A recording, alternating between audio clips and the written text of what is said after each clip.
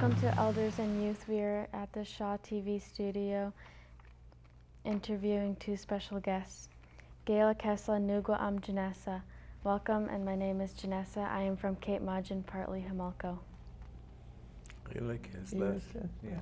And I'm an elder in our village, and our village is Wiwa Kai village, but I'm from my Indian name is Masmu Sakamai. It's a name given to a great elder. He was a hereditary chief in Fort Rupert, but I don't know what it means. But I like to say things about he was one of the great chiefs of a long time ago. I knew him, but I never got to talk to him. Oh, that's kind of the sad part. But anyway, do I have to introduce? Oh, okay. That's the thing I don't know. Okay. Yo, Nuko am Wadit. And they call me Alberta. My name was given to me by the last hereditary chief, Billy Asu's wife. That was her profession, to give names to babies when they were born. And my name means precious one. And so I'm so grateful that they thought it right to give me that name. I come from the Wiwake tribe, which is Cape Mudge, and we are 4 tribes of the Laichwiltach nation. Wiwakai, Cape Mudge, Wiwakam, Campbell River, Quechua, Phillips Arm, and Comox. And I think the definition of Laichwiltach is very important. It means, it gets defined as the large sea creature that lives in the ocean. And no matter how you try to destroy this creature, it goes on living. It will never die. And so we will always be here. I like that definition. Yeah. What are you most proud of when it comes to your people? I'm really proud of our people because they were wise. They were very knowledgeable. They surrounded my life when I was growing up. All the elders in our village, mentors of mine, guided me. I watched them. I heard what they said, but I also listened. So they were my teachers, as well as my education in school.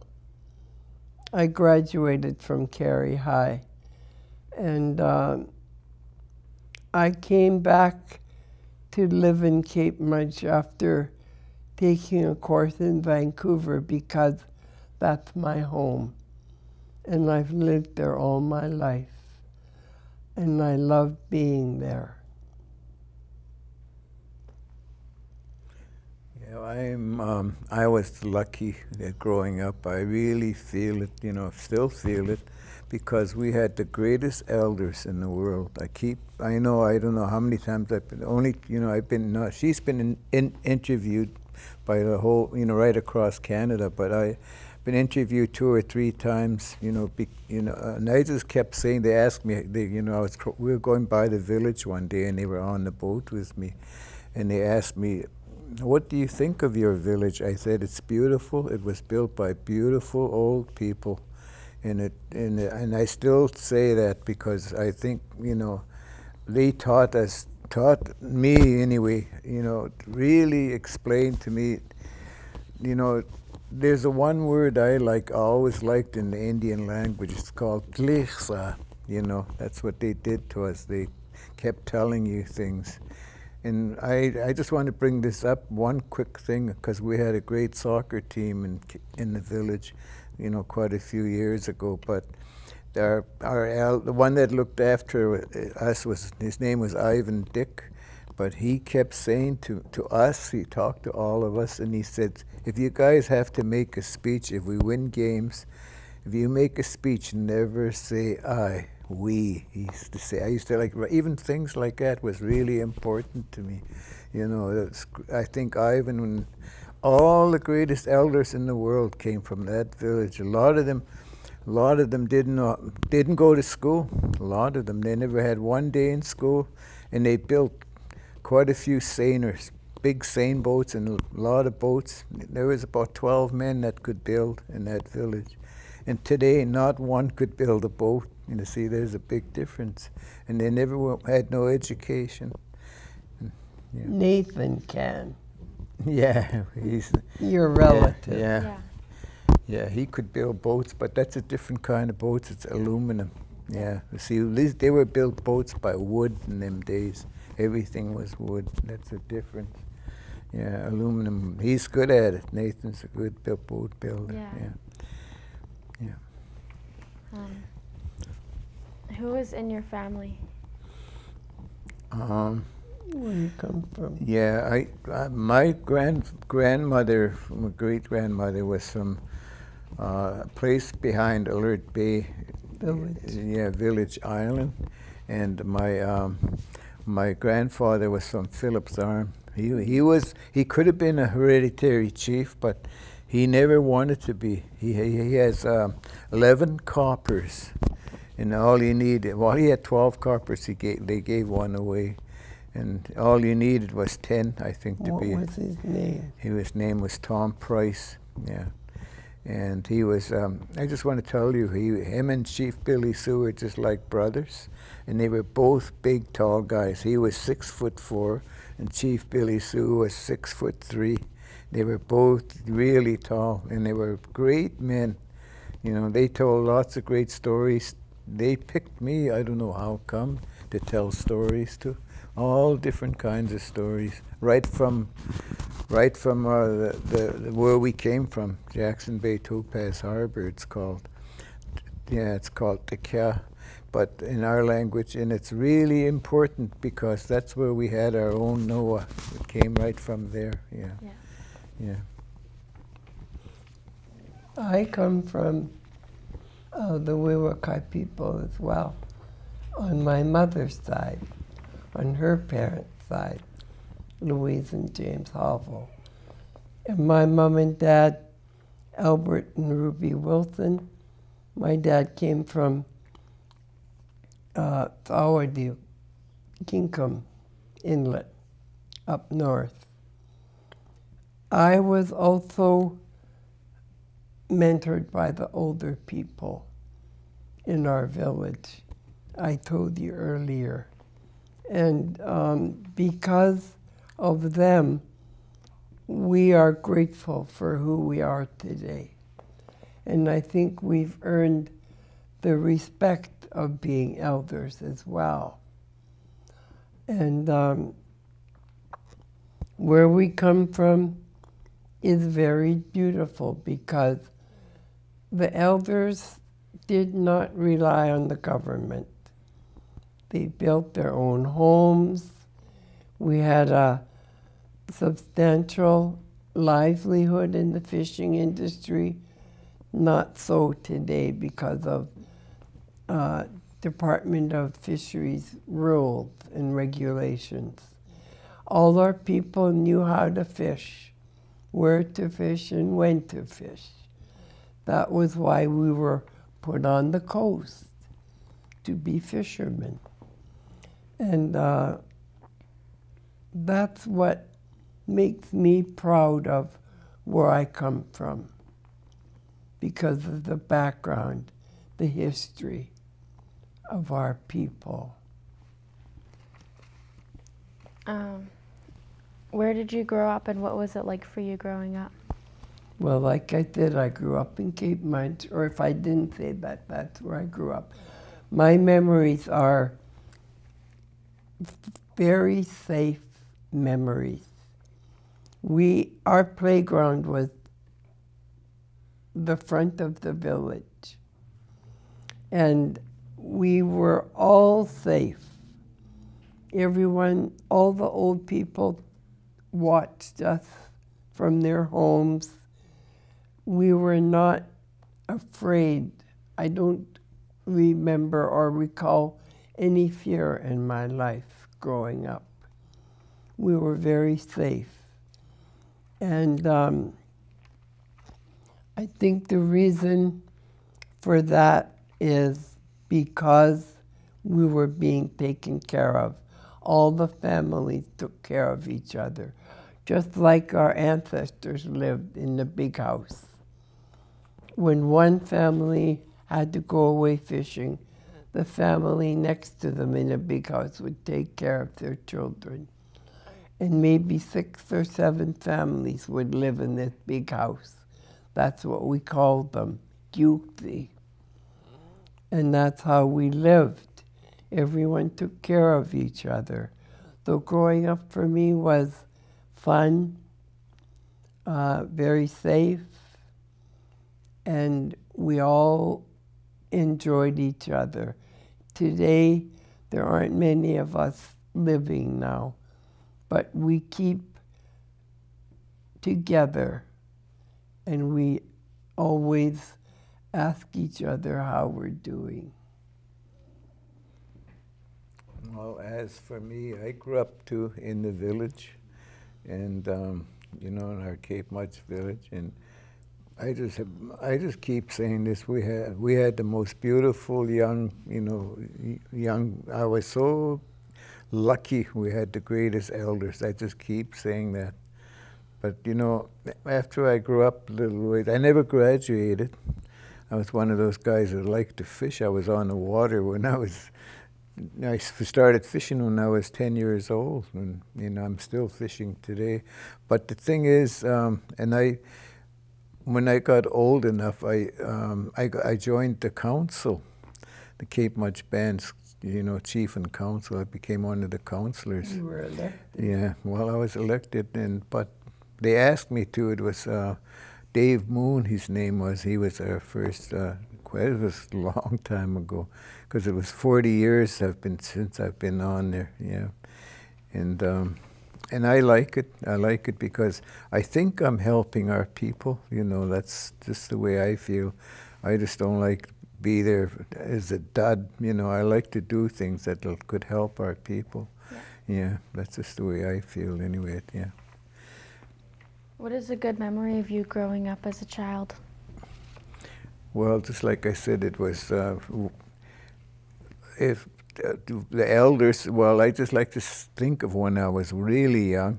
All of us, we used to run around the village, and what we had our chief Billy, so he was to sit out. He had his house right on. There was a little float, and he had his house right there, and he sat on the porch.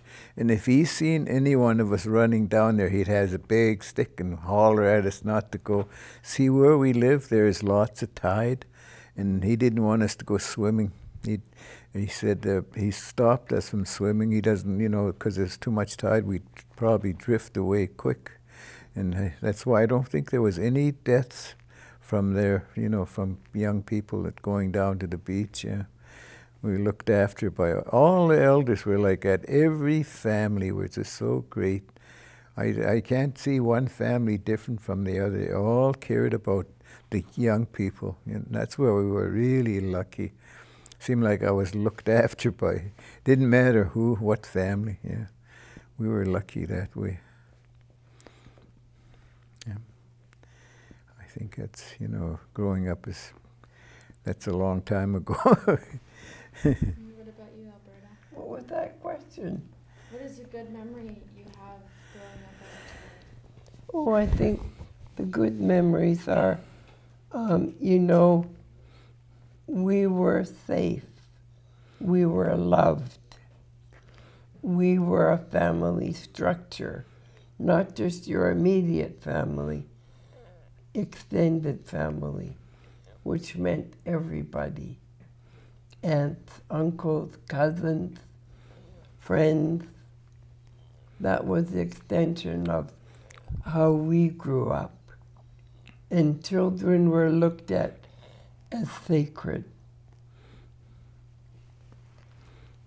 Do you speak your traditional language? And what languages do you understand? I did when I was 10 years old and younger. Maybe till I was 12, I could speak it almost perfectly. It wasn't, you know, I grew up with both grandparents, my dad's side and my mom's side. And I used to go listen to them. And even Berta's granny, I used to go and listen to her stories. She was amazing, that lady. She learned to read the Bible just by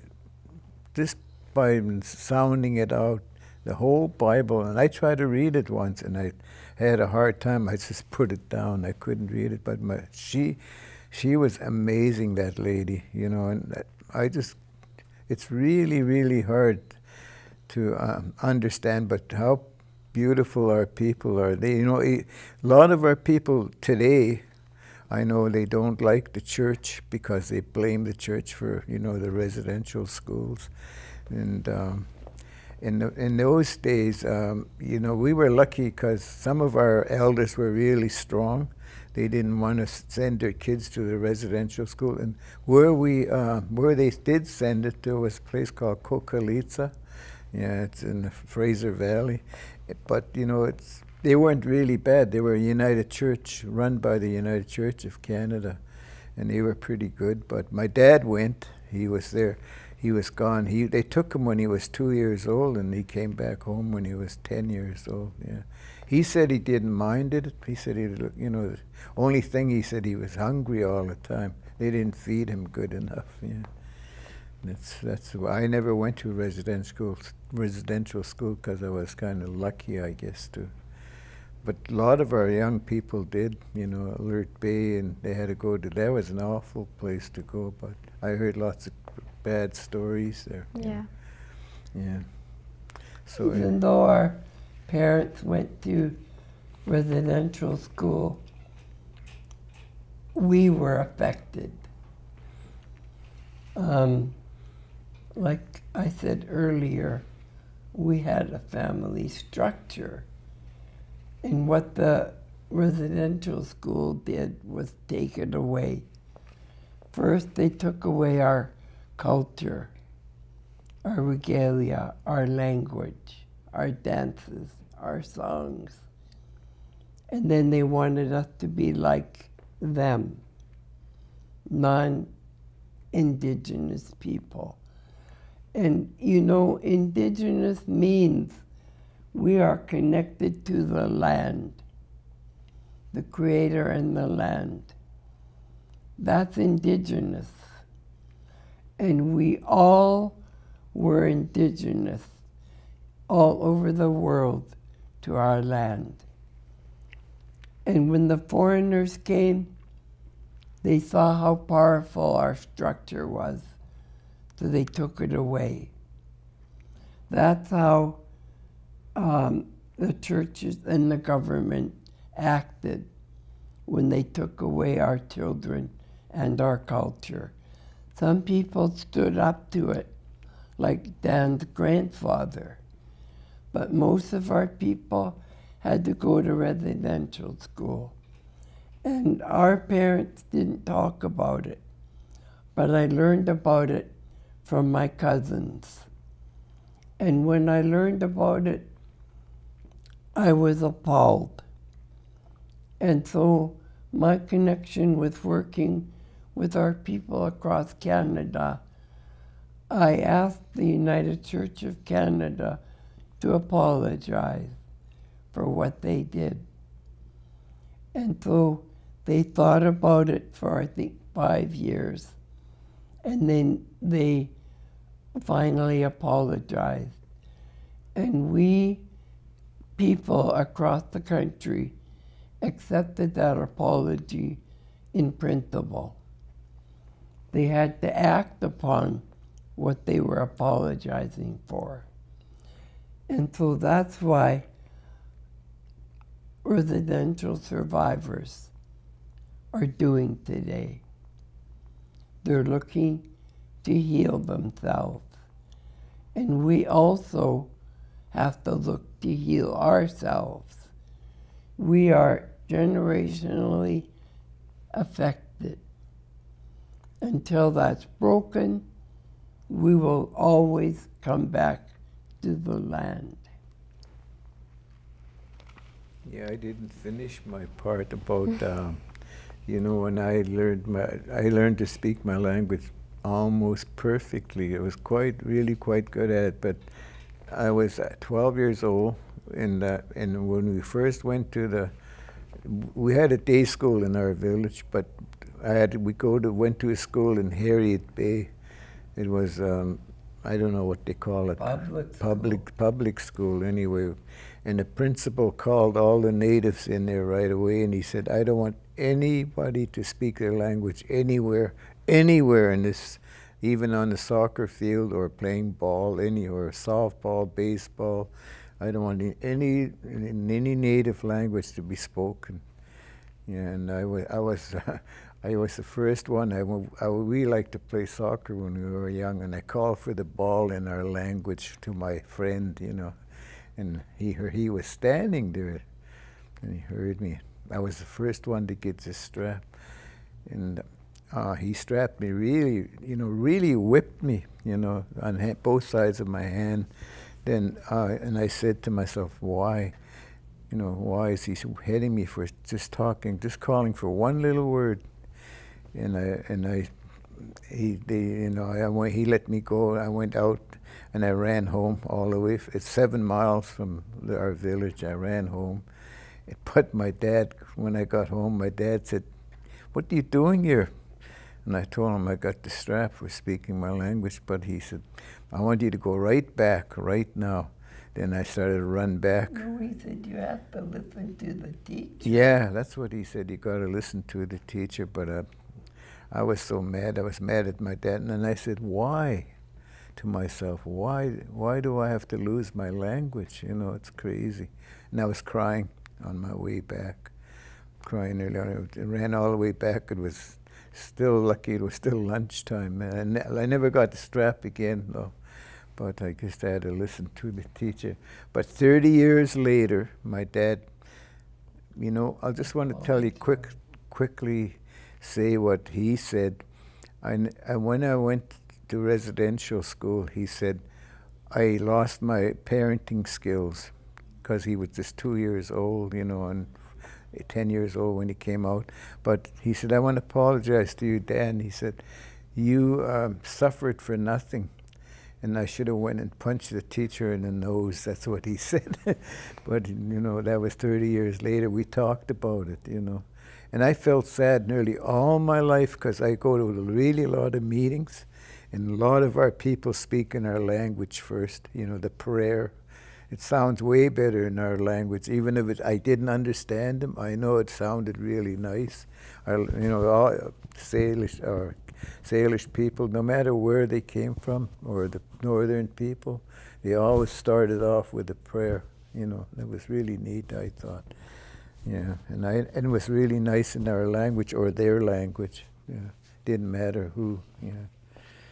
I think, you know, even if we don't speak our language fluently, we understand it. And like Dan said, our language is powerful in prayer, but it is also very precise in what it is we say to each other. Very communicative and very beautiful. It's important now that the language be brought back. And I know it's taught in school, but we also need to have ourselves surrounded by it like we were. What does your cultural traditional mean to you, and how did you learn your cultural traditions? I can't hear you, sweetheart. What does your cultural traditions mean to you, and how did you learn them? I think all our traditions are important. My grandmother taught us when we were little girls our dances, our songs. She did not speak English. She did when she was, you know, supposed to, but she always spoke to us in our language. So that was important for her to relay to us. And she told us never to forget who we are and where we come from. And so that's been a guide for me all my life. And that's why I rely on what I learned from our people, our older people. And I think all our culture is important. Our naming ceremonies are so important. Our names are precisely what they mean. If you were given a name in our culture, you would carry that name with pride. It would make you proud. Yeah.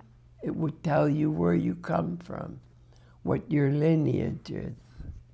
Our lineage is very powerful. On my dad's side, my mom's side, his dad, his mom, powerful lineage. No one can take that away from us. That's what I tell my children, my grandchildren, and our great-grandchildren. Be proud of who you are. Yeah, I agree with you. You know, I really believe that, you know, when I was young, they used to sneak in some hidden potlatches. My grandfather put one on, Tom Price, and I just couldn't believe. I don't know how old I was, maybe 13, somewhere around there, around that age. But anyway, I went into our little old hall. I seen the sugar and the flour right up to the ceiling, you know. They were generous people, our people, compared to what, I seen it in so many ways. They were really generous old elders, yeah.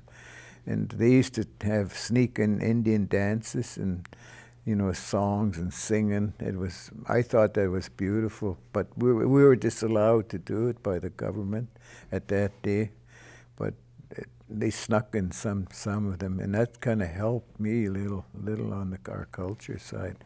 And our language is the hard part, but I'm really proud of some of the people, the teachers today that's helping, you know, and Dana's one of them. Helping with our language, and I think it's the only way we're going to get it back. Yeah. Is there a story you'd like to share with us?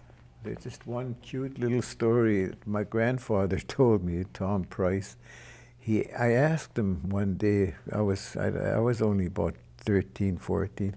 I said, my dad used to be, you know, used to help interpret what I had to say or what I had to ask and talk to him about it. And I asked him, I said, when you're my age right now, I said, was there anyone reincarnation, you know, come back to life, died and come back? And he told a real cute little story, quick. He said this young boy, he was only 2, 3 years old, maybe. He was just learning how to speak in our language. And him and his dad went for a canoe in Philip's Arm, a beautiful day. And he said they were going along the bay. And this little boy said, Dad, pull a canoe up right here, quickly, quickly. And his dad said he wondered why. He said, wonder why? I'll show you, the little boy said. And they pulled the canoe up a little ways, and he ran up there. And under this big, beautiful cedar tree, real huge cedar tree, there was rotten old blankets. They were rotting. They were getting moldy, you know, made by natives. They were, you know, like deer skin or seal skin blankets. And they were starting to get all moldy. And he said, then his dad knew, because he would just, he died and came back, you know, because he knew where that thing was. That's first time out, first time he ever went out, yeah. And he knew, yeah. See, that's reincarnated. That was a cute little story, I thought. My grandfather he had a lot of cute little stories, yeah. He was quite a guy. Well, Billy Sue was like that, too. They used to try to beat each other, yeah, telling me things. And some real good stories, beautiful ones, you know, and it takes a long time to tell some of them. One was about our doctor, the best doctor we ever had, better than even the doctors of today. This is what he used to say. He healed people without, it's just he's used his tongue. He had got power, and it's a long story too. It's a real beautiful story, yeah. Not that long. Came from the CCU. Yeah, that's a CCU story, yeah. It's a beautiful carving that we got from that story. It's a double-headed snake, and his dad was in the middle of the snake. His dad was already gone, this young guy that's seen it. And he went up there. I'll just quickly tell a little part of it. He went up in Philip's arm, up a nice little, they had trails, way up, and he got up there. And he was told by our people, he said, if you see something, most of the things we see now, it's a word called not umps, it's not real. Most of the time it's not real, but if you find out it's real, it's not you cannot look away if it's real. And he seen this bunch of flies going up and down, a real lot of flies. And then he knew there was something wrong. This is when the Europeans first came into our country, and he had a gun that they put the bullets from the front, one at a time. So quickly he got ready, and he put the bullet in there, and he didn't know what to use, so he had a real sharp knife, and he cut his tongue, and he spit in the blood in the shell, on the shell, and he put it in the gun, and then he went a little further, and then he seen this double-headed snake and his dad in the middle, and he shot the whole three. It's quite a long story if I tell it all, but that's where the Sisius come from, and that's where he got his power and his tongue. He used to suck the sicknesses right out of people's bodies, yeah, real, the real bad sicknesses, and he used to heal. He healed my grandfather. I'll just tell you quickly because it's not that long. My grandfather was, in them days, they just started logging. I guess he used to go with his Berta's grandfather, and they went logging to sell. They fell a tree, big fir tree, and they tow it across to a mill, and they'd make a little bit of money. That's how they were making money. But anyway, he was taking the bark off, and it slid the whole works. They had big trees in them days, and it slid in all the little things. Those trees, the bark had so much little sharp little things went into his eye. He couldn't even open them. So his grandfather, Berta's grandfather, took him down and went to this doctor, and he just said to my grandfather, he said, just keep your eyes closed.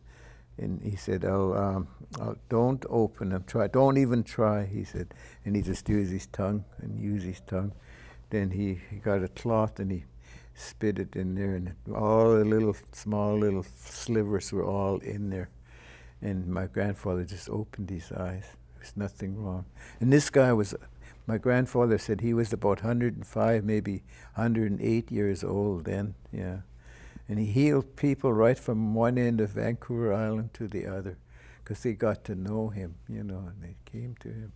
It's one of the good stories. I know he told me lots of great stories of all the different things, and they were good storytellers.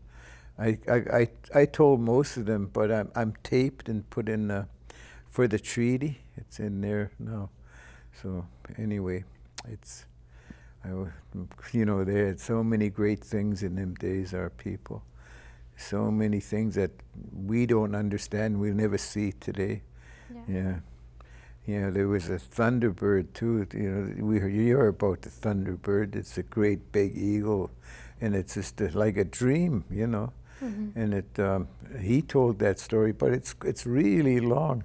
But just to tell you that this thunderbird could pick up a killer whale. Yeah, that's why you see pictures of it. Our good artists, they take they draw pictures of it.